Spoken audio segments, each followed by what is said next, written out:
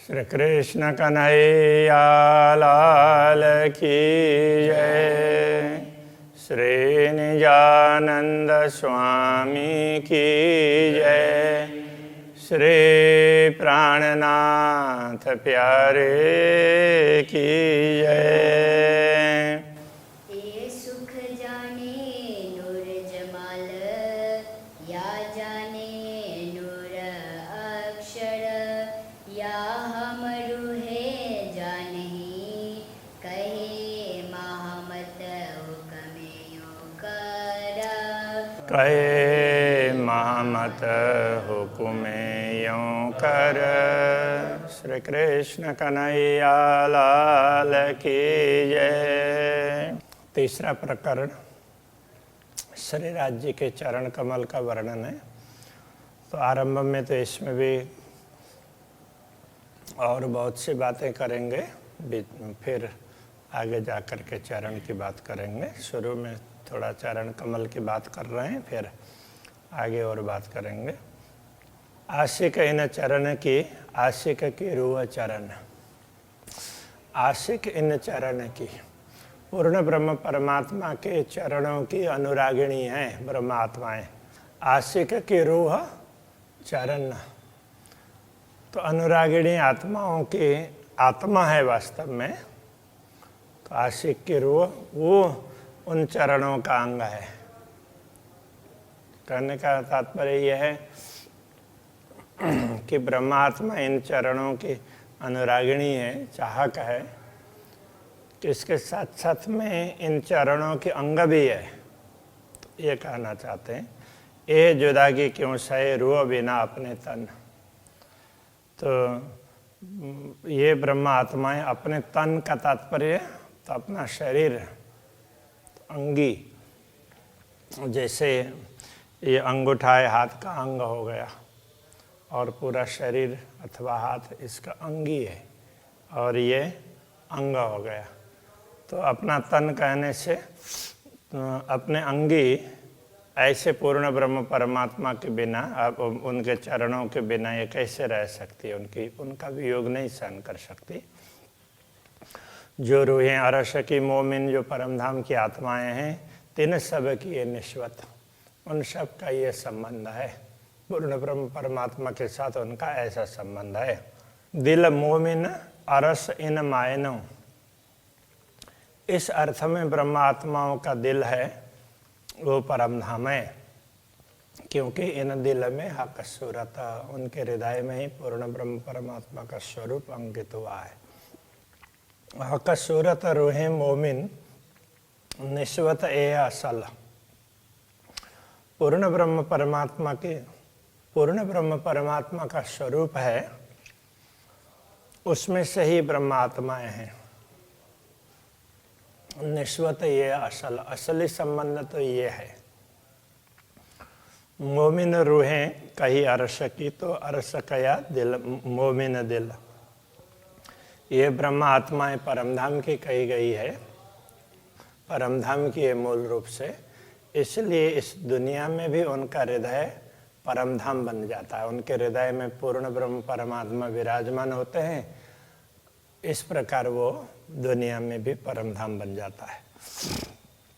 ये चरण दो हक के आए धरे मेरे दिल माए, कहते हैं पूर्ण ब्रह्म परमात्मा के दोनों चरण कमल मेरे हृदय में उन्होंने आकर के स्थापित कर दिया। तो अरश कया दिल मोमिन, तो इस प्रकार ब्रह्मात्माओं का हृदय परमधाम कहा है। आई न्यामत हक है जहाँ पूर्ण ब्रह्म परमात्मा विराजमान होंगे तो वहाँ परमधाम की सारी संपदा आ जाती है। ये चरण हुए अरश मासुक, तो मासुक ये चरण है, यही तो परमधाम है। वह अरश चरण दिल एक, तो दिल में पूर्ण ब्रह्म परमात्मा के चरण स्थापित किए हैं, इसलिए ये दिल परमधाम बना है। तो ये चरण ही परमधाम है, इसलिए दिल भी परमधाम बन गया। इस प्रकार एक भाव है कहने का ए वाहिदत जुदागी क्यों सहे, जो ताले लिखिए न नेक। जिन ब्रह्मात्माओं के भाग्य में ही ये नेक बात लिखी है, बहुत अच्छी बात लिखी है, ऐसे पूर्ण ब्रह्म परमात्मा के अंग होने का, वो इन चरणों से वियोग कैसे कर सकती है, इन चरणों को कभी भूल ही नहीं सकती है।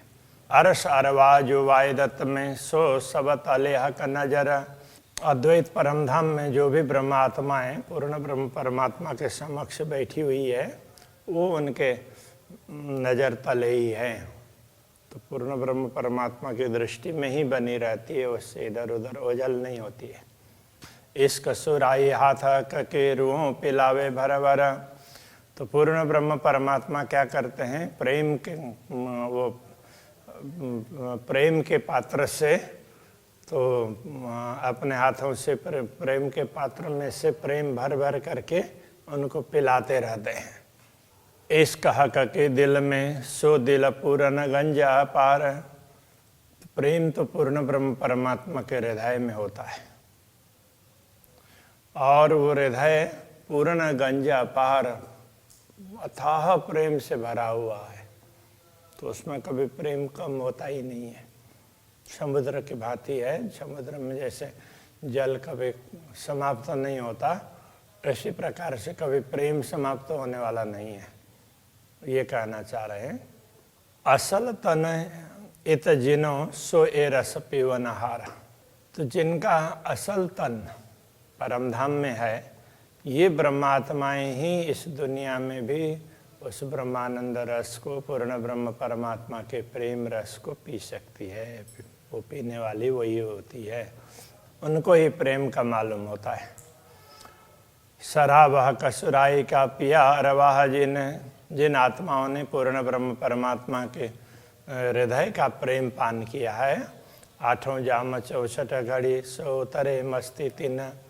तो उनको तो 8 प्रहर 64 घड़ी सदैव वो प्रेम की मस्ती बनी रहती है, सदैव वो आनंद में मस्ती में रहते हैं। असल अरवाह अरश की जो है रूह मोमिन, तो परमधाम के ये ब्रह्मात्माएं हैं, ये तो असल में परमधाम की आत्माएं हैं। एक निश्वत जाने हक की जिन मासुक प्यारे चरण। ये तो पूर्ण ब्रह्म परमात्मा के संबंध को ही जानती है, और तो कहीं जानती नहीं है। और वो भी कैसे, जिन मासुक प्यारे चरण। तो जिनको पूर्ण ब्रह्म परमात्मा के चरण कमल ही प्रिय है, इसलिए वो पूर्ण ब्रह्म को ही जानती है, दूसरों को किसी को जानती नहीं है। मोमिन वासा चरण तले। इन्हीं चरणों के नीचे ब्रह्मात्माओं का रहना है, मतलब ब्रह्मात्मा इन्हीं चरणों में रहती है। अर्श अरवाह का मूल, परमधाम की आत्माओं का मूल यही है, यही चरण कमल है। मोमिन आए इत अरस से। ब्रह्मात्मा इस नश्वर जगत में भी परमधाम से आई है, तो फुरमान लाए रसूल। ब्रह्मात्माएं परमधाम से आई है, इसलिए उनके लिए संदेश लेकर के आए हैं रसूल, दूसरों के लिए नहीं है। दूसरों ने तो अपने मान लिया, बाकी मूल रूप से तो वो ब्रह्मात्माओं के लिए वही समझ सकती है, ये कहना चाह रहे हैं। तो कया मोमिन खाना दीदार पीना पानी पीना दोस्ती हक। तभी ब्रह्मात्माओं के लिए कहा है, पूर्ण ब्रह्म परमात्मा के दर्शन यही उनका आहार है। और दोस्ती हक, पूर्ण ब्रह्म परमात्मा की दोस्ती क्या है, उनके साथ प्रेम करना, तो यही उनका पानी पीना है। खाना पीना तो उनके दर्शन करना, उनके प्रति प्रेम भाव रखना, यही उनका खान पान है। तवाफ सेजदा इतही, तवाफ बोलते परिक्रमा को, और सेजदा इतही, तो परिक्रमा का तात्पर्य क्या है कि हमेशा पूर्ण ब्रह्म परमात्मा के स्वरूप को ही याद करेंगे, उसी के इर्द गिर्द ही रहेंगे, उससे दूर नहीं होंगे, तो वो परिक्रमा हो जाती है। और सेजदा नमन वो सब पूर्ण ब्रह्म ही हैं। करे रूह कुर्बानी मुतलक। तो आत्मा तो निश्चित रूप से पूर्ण ब्रह्म परमात्मा के चरणों में समर्पित होती है। रूहें अव्वल आखर इतही मोमिन ना दूजा ठौर। तो रूहें ब्रह्मा आत्माएं तो शुरू से लेकर के अंतिम तक इन्हीं चरणों में रहती है। मोमिन ना दूजा ठौर, उनके लिए दूसरा कोई स्थान ही नहीं है। कहे 14 तब का जरा नहीं बिना वाहिदत ना कछु और। वैसे तो ये 14 लोक का कोई अस्तित्व ही नहीं है, अद्वैत भूमिका के अतिरिक्त तो कुछ है ही नहीं। इसलिए ब्रह्मा आत्माएं नश्वर जगत को देखती है तो भी तो परमधाम में पूर्ण ब्रह्म परमात्मा के चरणों में ही रहती है। चरणों में रहते हुए ही दुनिया को देखती है। यथार्थ में पूर्ण ब्रह्म परमात्मा के चरणों से दूर होकर के दुनिया नहीं देख रही है, तो उसको अनुभव नहीं हो रहा है, बस उतना ही अंतर है। जो अब भी जाहिर ना होती बका हक सूरत, यदि अभी भी दुनिया में पूर्ण ब्रह्म परमात्मा का स्वरूप नहीं बताया जाता तो क्यों होती दुनिया हयाती, तो दुनिया अखंड कैसे हो सकती।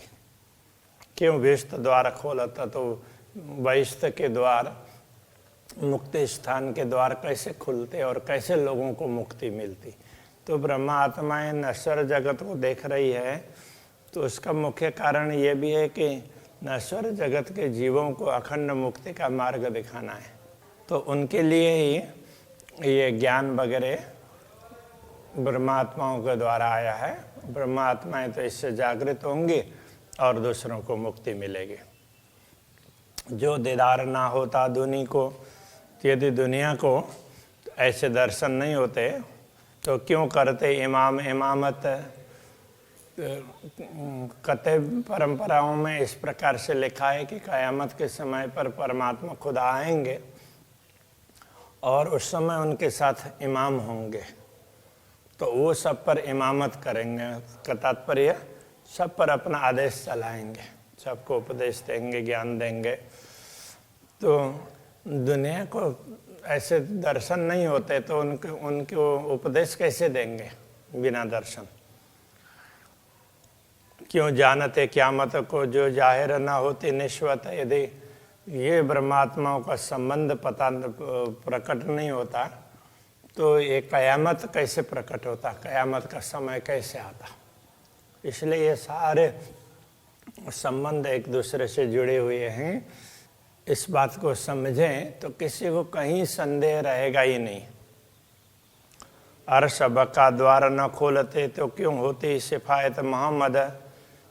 यदि परमधाम के द्वार नहीं खुलते क़यामत के समय में तो रसूल मोहम्मद ने पहले से कहा था क़यामत के समय में ये सब होगा, तो उनकी बात सत्य कैसे होती। सिफायत तो उनकी महिमा इस अर्थ में, तो उनकी बात सत्य होगी तो लोग मानेंगे ना, हाँ ये बात पहले कही थी। हक के कौल सबे मिले जो काफर करते थे रद्द। तो पहले जो बताए हुए वचन थे परमात्मा के, वो सारे अभी इस समय सब मिल रहे हैं, सबका अर्थ स्पष्ट हो रहा है। जिनको काफर कुफ्र वाले अविश्वासी लोग रद्द करते थे कि नहीं ये ठीक नहीं है, ऐसा मानते थे, वो सारी बातें अभी स्पष्ट हो गई है, इसलिए सबको पता चलने लगा। कया अव्वल मोहम्मद ने हक अमरद सूरत।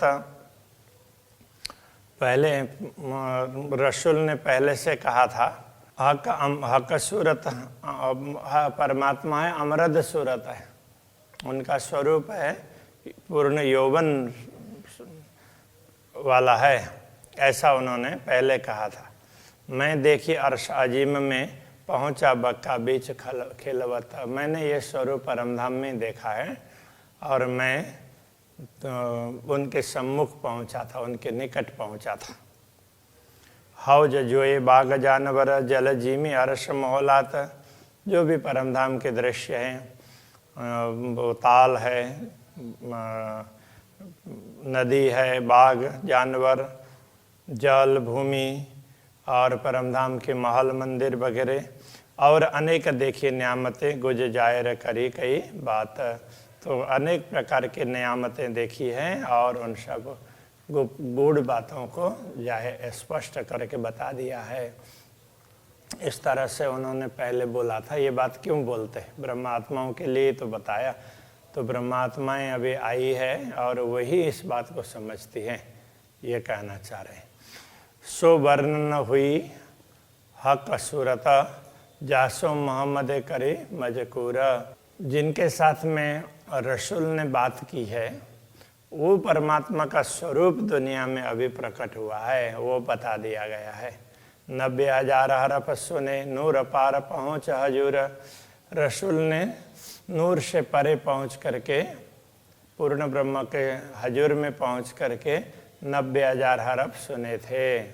वो सारी बातें अब स्पष्ट हो रही है। हक हुक्म कछु जाहिर किए, तो जैसे बात बताई और कुछ के लिए हुक्म किया, ये बात जाहिर कर देना, और छिपे रखे हुक्म और कुछ बातों को उनके आदेश से ही छिपा करके रखा। सो हुक्म अबल आखर को अब जाहिर किए खसम।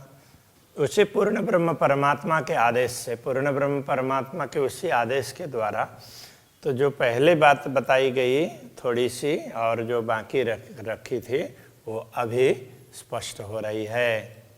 सब कोई कहे खुदा एक है, दूजा कहे न कोई। हर कोई कहते हैं कि परमात्मा एक है, दूसरा तो है ही नहीं, ऐसा सब कहते हैं।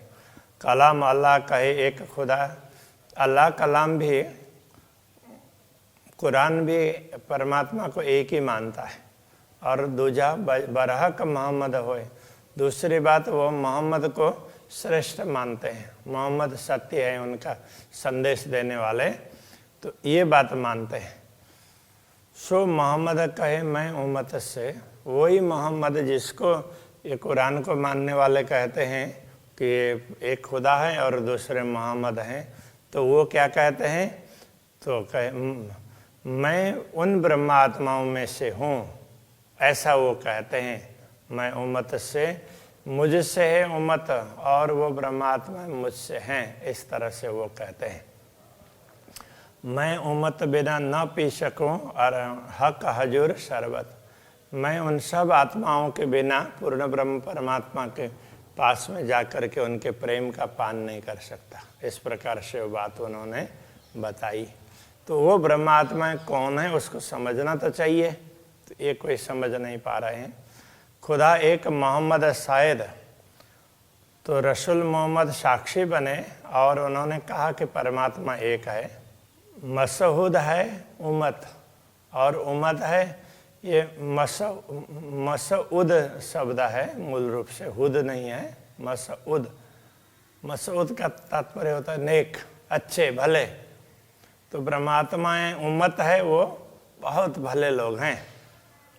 ये तीनों अर्श अजीम में और ये तीनों परम धाम में हैं। ये बाह्यदत्त बीच हकीकत ये अद्वैत भूमिका में ही रहते हैं। कौन कौन? पूर्ण ब्रह्म परमात्मा, मोहम्मद और उम्मत। तो अब ये मोहम्मद किसके लिए कहा? तो जो परमात्मा, पूर्ण ब्रह्म परमात्मा का काम करते हैं उनके लिए कहा। तो ये एक उपाधि वाला शब्द है, तो ये नामवाची शब्द नहीं है। अब सबने नामवाची बना दिया।